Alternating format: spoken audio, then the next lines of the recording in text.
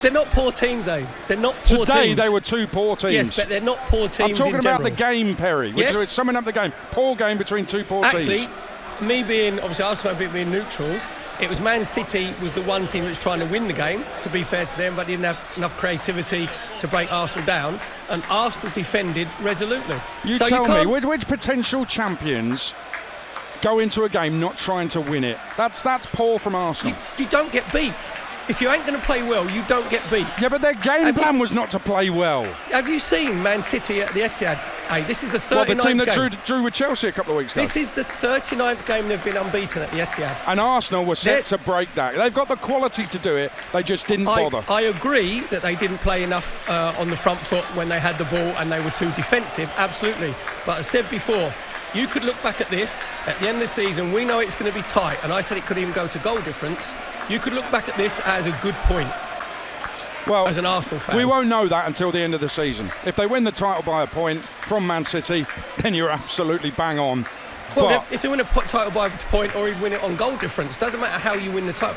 You have to find ways in games of staying in there and being, and that's what Arsenal did. They were not very good on the ball, I'll give you that, and they didn't actually go out, I think, and try and impose themselves. Aren't you worried about the game plan from Arteta, though? I was surprised by the game plan. I'm not worried about it, because if you get beat in this game, I said it wouldn't be a title decider, it would be a title eliminator.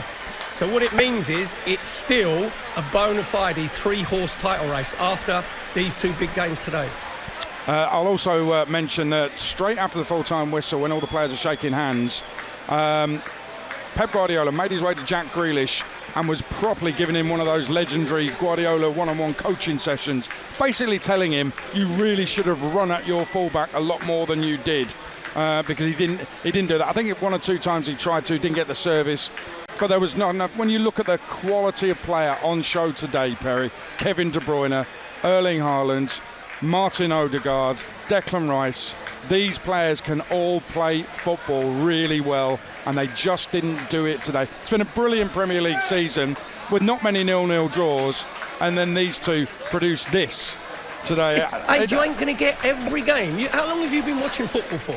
You're not going to get every game. I've just listed the players, mate. Bernardo Silva. You go on about all the players, and they've been restricted, I think. And the reason why they've been restricted is twofold. Because Arteta had a really negative game plan, and because the referee was really poor today. He didn't have the stomach to go out there and give yellow cards for fouls that were yellow cards. And for me, that has changed the game. I think that's changed the pattern of the game, because the referee did not have the guts to go out there and give the yellow cards for fouls that warranted it. So it's the referee's fault that Man City haven't shown any creativity and been able to break Arsenal down?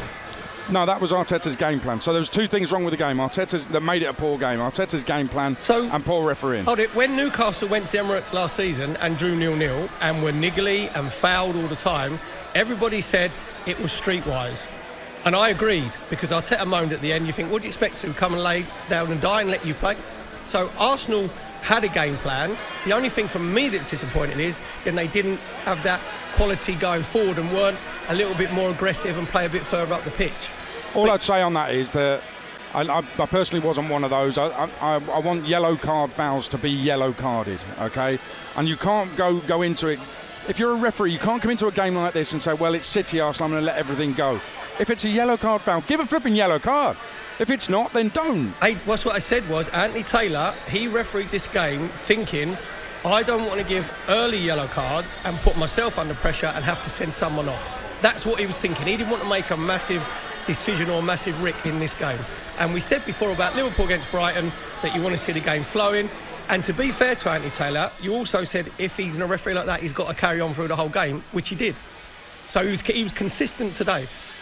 No, hang on. What I said was he can't have that policy. When we're talking to Troy Deeney, he can't have that policy here, because Manchester City aren't going to come out and try to stop. They're going to try to create. Arsenal had a policy of coming here to stop. So it's irrelevant that he's consistent for both sides, because he's not. He's just letting Arsenal off a lot of fouls. I've got to say, this sparring match between you two has been better than the game. Thank you very much. Perry, we'll carry this on a bit later on privately, cheers, shall we? Cheers. Love it, Perry. Thanks for your work. Perry Groves, Alex Crook has been with us as well on the Sunday session, which I've really enjoyed. Sam back next week, I think he is, isn't he? We'll be at Old Trafford, yes.